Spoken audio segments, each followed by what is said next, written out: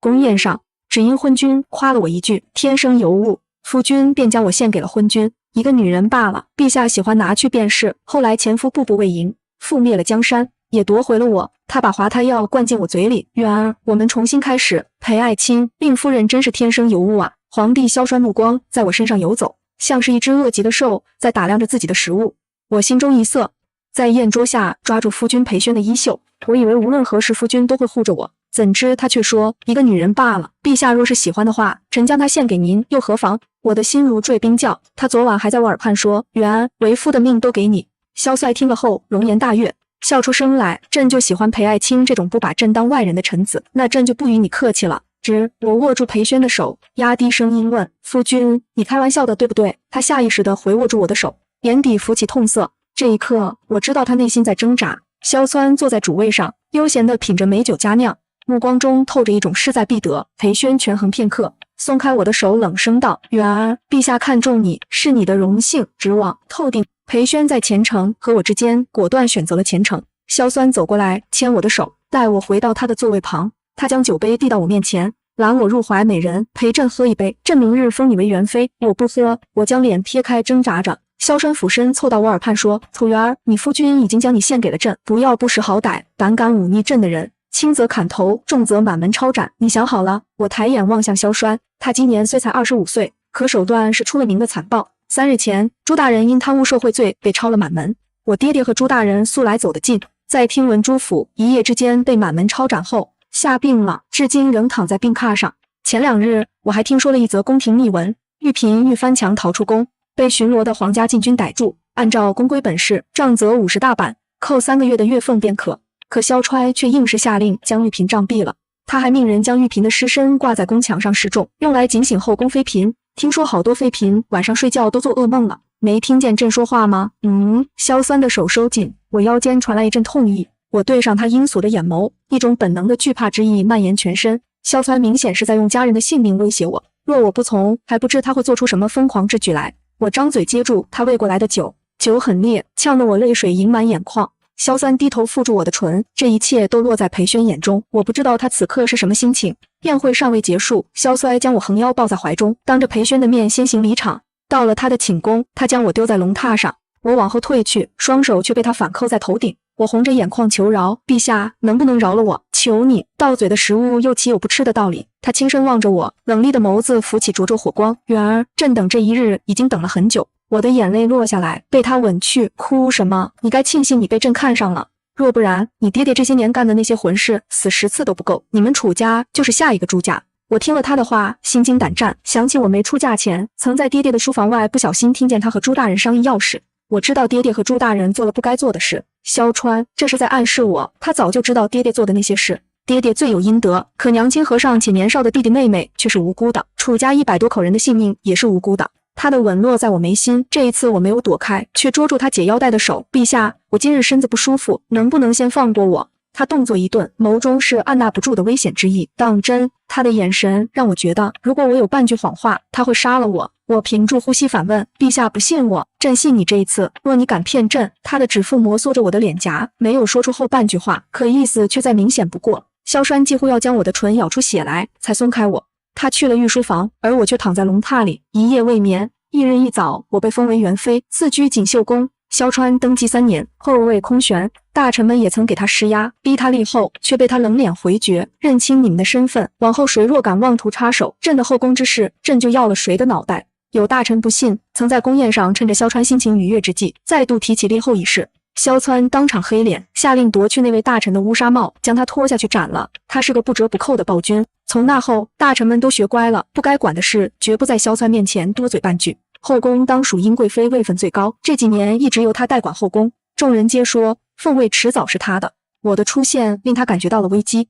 我进宫的第3日一早，她带着众妃嫔来我宫里给我难堪。元妹妹，不是姐姐为难你，属实是因为你进宫前嫁过人，为了皇家血脉不被混淆，还得委屈你先喝一碗避子药。英贵妃说完，抬眼示意桂嬷嬷端来一碗避子药。其他妃嫔们都一副看热闹的神色。桂嬷嬷将避子药递至我面前，元妃娘娘，我们贵妃娘娘代管后宫，这么做也是为了大局着想，请喝了吧。我抬手将避子药推开，冷声道：胡闹，本宫不喝。避子药洒落在地，英贵妃变了脸色，他一拍桌子，厉声道：“放肆！元妃，你有没有将本宫这个贵妃放在眼里？原来殷贵妃让我喝婢子药是假，想要借此事羞辱我，立威是真。”我蹙眉：“殷贵妃，你想如何？”呵，他皮笑肉不笑，冷喝道：“跪下！”我僵持着不跪。殷贵妃对桂嬷嬷命令道：“元妃还没认清自己的身份，你去帮她一把。”桂嬷嬷朝我走来，按着我的肩膀，想要逼迫我跪下。正在这时，外面传来一道太监的通传声：“皇上驾到！”桂嬷嬷不敢进行下一步动作，连忙退至一旁。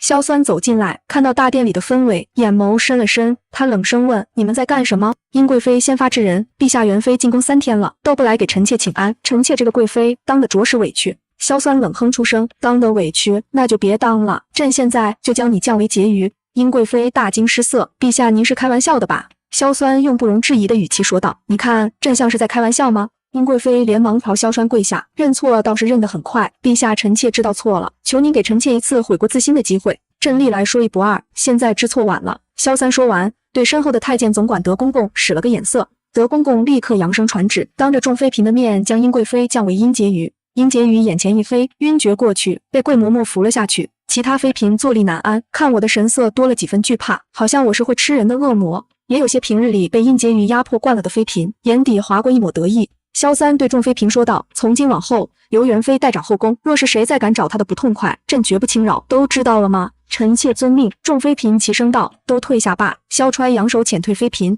待殿内恢复寂静，萧揣牵住我的手往他怀里一带，低头问我：“朕听说你这几日胃口不怎么好。”我胃口能好就怪了。陛下能不能先松开我？我想逃离他的怀抱，他却不松手，怎么还在想着你那前夫？朕哪点不如他？我抬眸打量萧衰，他长得英俊不凡，浑身透着尊贵而冷遇的气息。我反问他：“陛下后宫那么多美人，为何要强抢臣妻？”强抢臣妻？萧衰抬起我的下巴，迫使我与他直视。楚元儿，你好好回想，回想你和朕第一次见面是何时？我瞧着他的脸，想起了往事。16岁那年，我去寺庙上香，确实见过他一回。我去后院找方丈解签，在拐角处与他撞了个满怀之，头花正繁。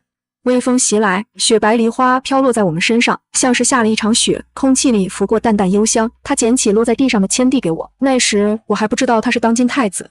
我接过签，客套道：“多谢公子。”一晃4年过去了，如今想起那一幕，依然觉得很美好。收起思绪，我淡声道：“不过是一面之缘罢了。”是啊，一面之缘，却让朕惦记了这么多年。萧酸的语气柔和下来，可眼神却充满了不甘和占有欲。元儿，朕只恨没有早点对你袒露心扉。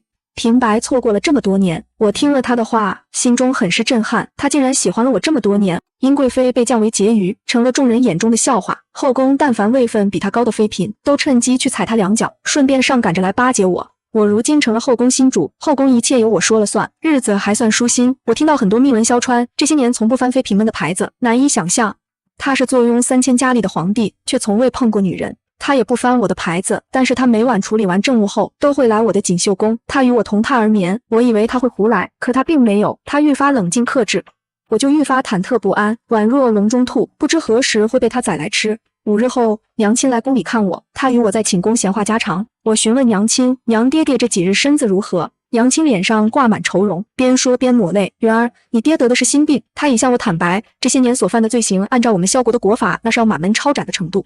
娘亲，您先别哭，慢慢说。我握住娘亲的手，心底既埋怨爹爹糊涂，又为娘亲和楚家其余无辜之人感到惋惜。娘亲擦干眼泪，正色道：“元儿，陛下既然封了你为妃，说明事情还有转机，你能不能向他求求情，让他对我们楚家网开一面？”我叹气，娘女儿也是楚家一分子，大难当头，自然不会坐视不理。娘亲紧张起来：“那你要抓紧。我今日之所以急匆匆而来，就是因为朝中已有大臣掌握了你爹爹犯错的证据，听说已经联名写了折子呈上去。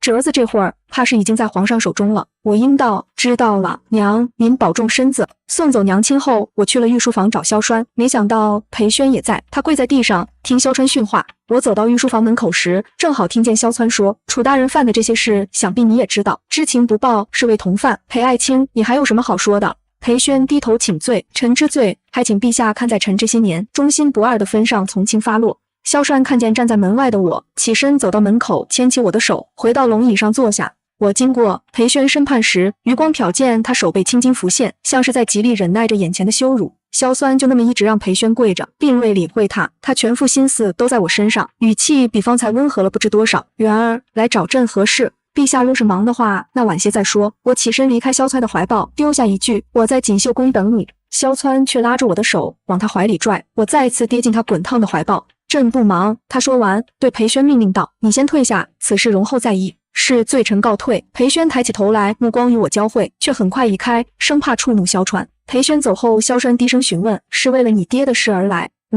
我目光扫见摊开在桌上的奏折，上面正是大臣们联名弹劾爹爹的奏折。萧川将奏折递到我手里，你先看完，再决定要不要替你爹求情。我认真阅览奏折里的内容，越看越绝望。正如娘亲所言，爹爹所犯之事足以牵连楚家九族。陛下，我爹罪有应得，我不求您宽恕他，只求您能够对我们楚家族人网开一面。萧川眸色深沉，让我看不透他在想什么。沉默片刻后，他冷然道：“楚媛儿，你恐怕还不了解朕的为人。朕可不是一位仁慈的君主，更不会为了一个女人而治我萧国国法于不顾。”我语塞，看来是我想多了。他很理智，我在他心中并不是那么重要。我神色恍惚地回到寝宫，有种无力感。夜里，萧川又来了我的寝宫，我与他合衣而眠。他不像往常一样抱着我睡，冷静得可怕。我想起房间那些关于他的传闻，愈发觉得他心狠手辣。这次怕是会像处置朱家一样处置我们楚家。可就算还有一丝拯救楚家的机会，我也想试一试。我睁开眼眸，侧过头去瞧着他。萧川，要我怎么做，你才愿意帮我这一次？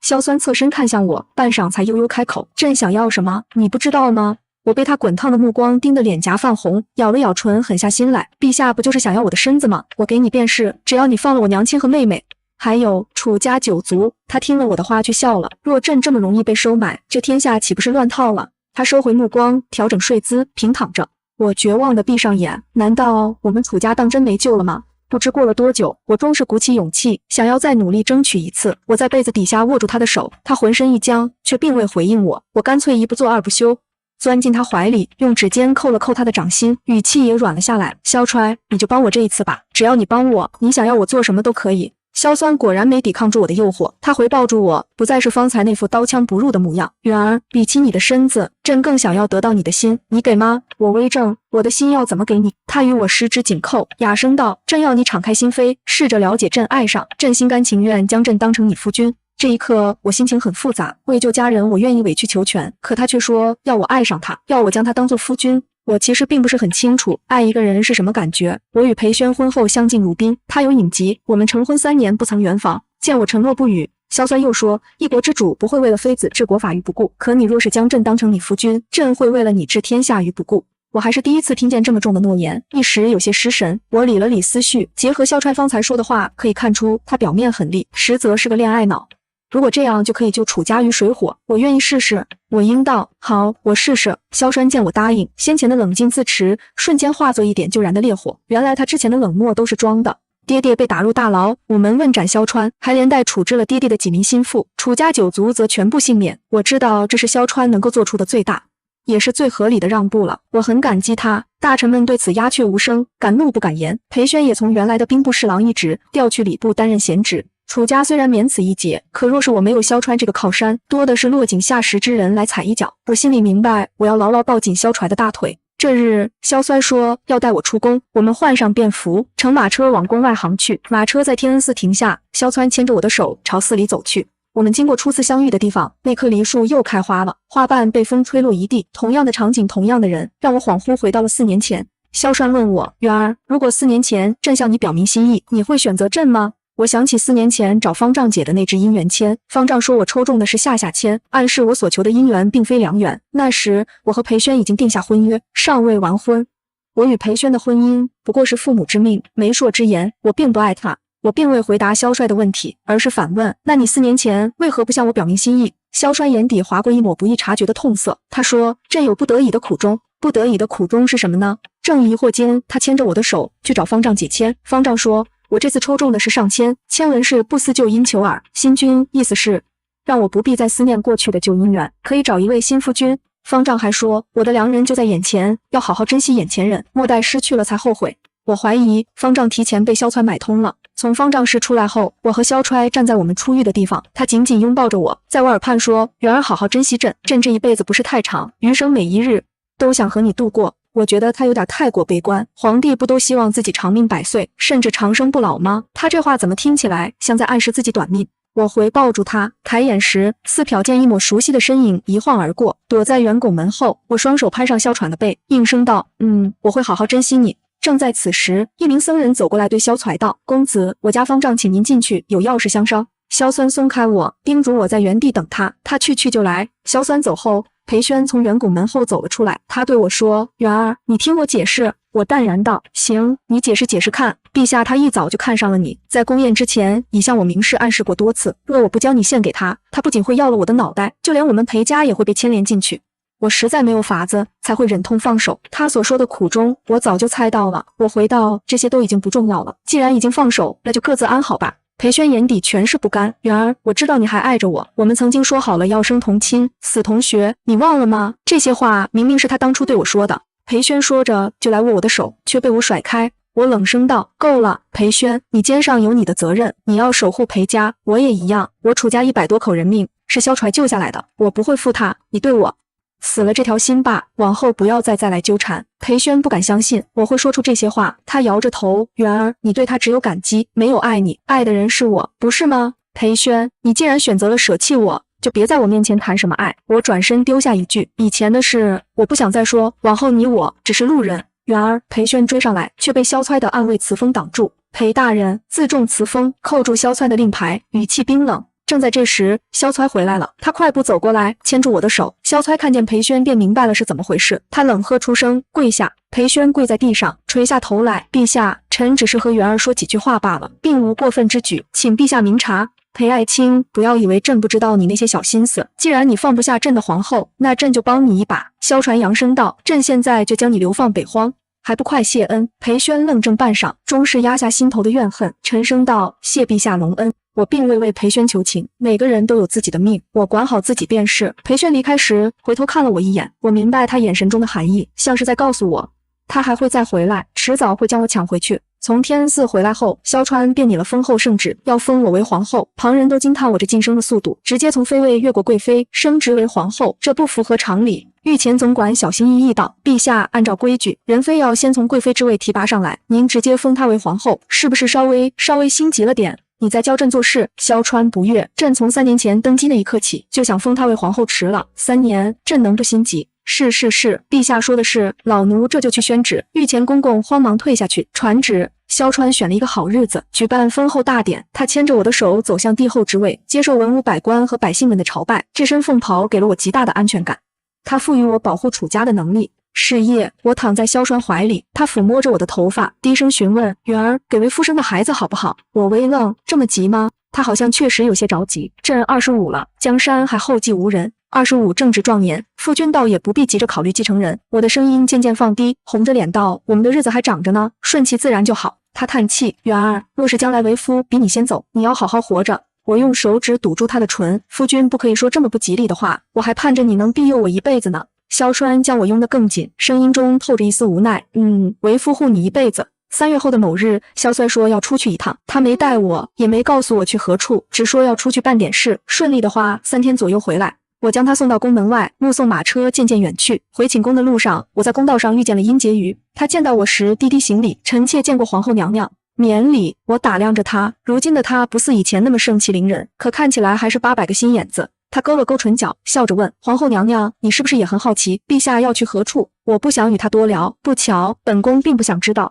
殷婕妤轻笑：“娘娘可真会口是心非，就算你信赖陛下，可难道你不关心陛下的身体吗？”殷婕妤，你到底想说什么？陛下的身体不是好的很吗？我没了耐心，却又隐隐觉得他知道某些我不知道的真相。殷婕妤走近我，压低声音道：“陛下要去的地方是神医谷，每隔半年便会去一次。他的身体不是很好呢，若不然也不会登基3年没有子嗣。”他见我不说话，又得寸进尺道：“皇后娘娘，你不会以为坐上皇后之位就能高枕无忧了吧？你的靠山是陛下，没有他，你什么都不是。”他说完，行礼告退，不打扰皇后娘娘了，臣妾告退。萧散的脸色看起来比出宫的时候要苍白几分，他将我拥入怀里，嘴角微扬：“才4日不见就想为夫了。”我回抱住他，却分明感应到，在我抱紧他时，他胸口微微一涩，像是碰到了伤口。陛下受伤了吗？我从他怀里挣扎出来，手轻轻放在他胸膛的位置，小心翼翼地触碰着。他抓住我的手说道：“朕没事，不信朕去屋里给你看看。”我还真想看看他到底有没有受伤。他是我夫君，也是楚家的护身牌，我比谁都希望他能好好的。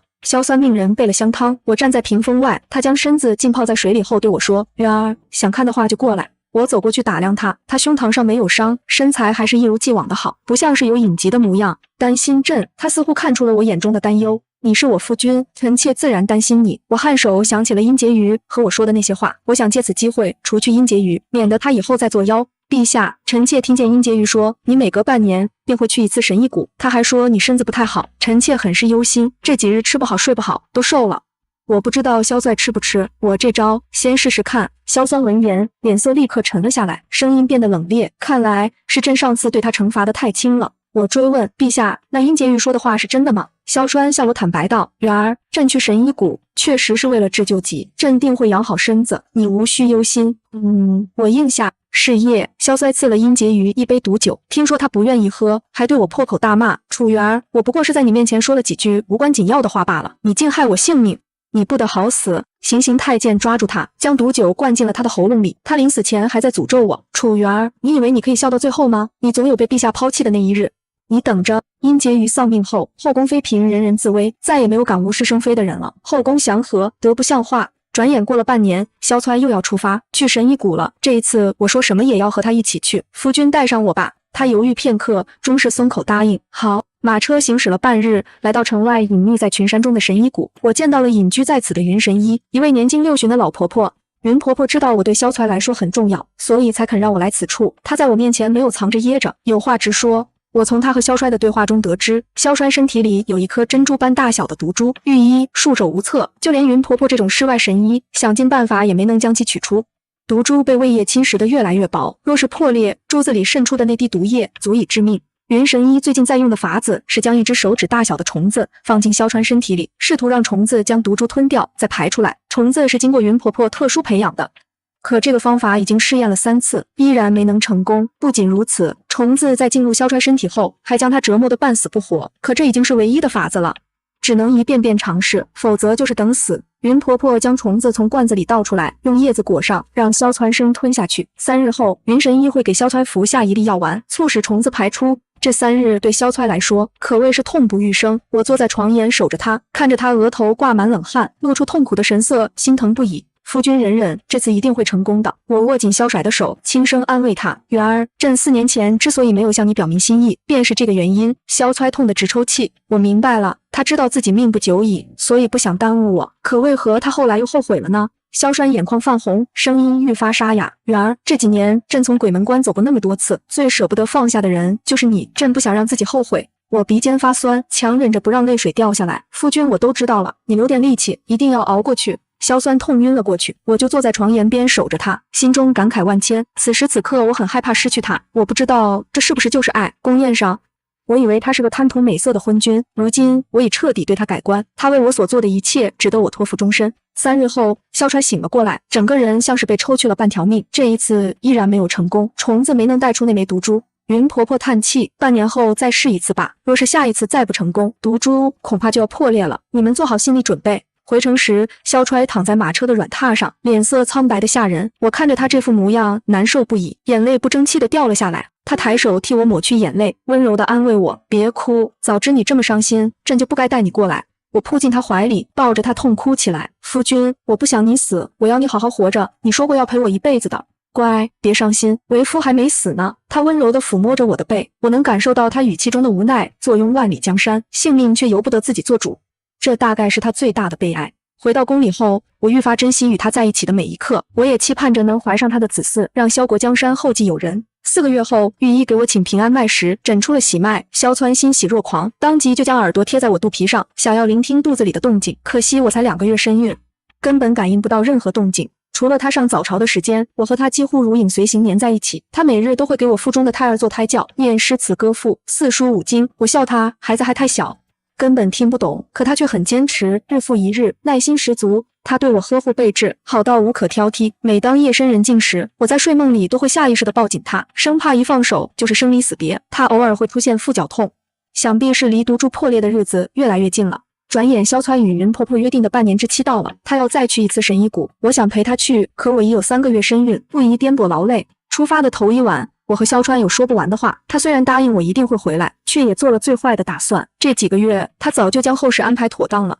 他还和我分析朝中局势，告诉我，若是他没能熬过这一劫，我以后的每一步路该怎么走。我惊叹于他缜密的心思，竟将一切危机都算到了。可若当真走到那一步，我能不能替他守住江山，还不一定。若没有他，我往后的每一步都将如履薄冰。翌日一早，我将他送到宫门外，紧紧抱着他，我红了眼眶。夫君，你一定要平安归来，我和孩子等你回来。他吻了吻我的额头，眼神中透着万般不舍。然而，朕一定会平安归来，我们的日子还很长。我等你。我依依不舍地松开他，目送他的马车渐渐远去，直至消失在视线里。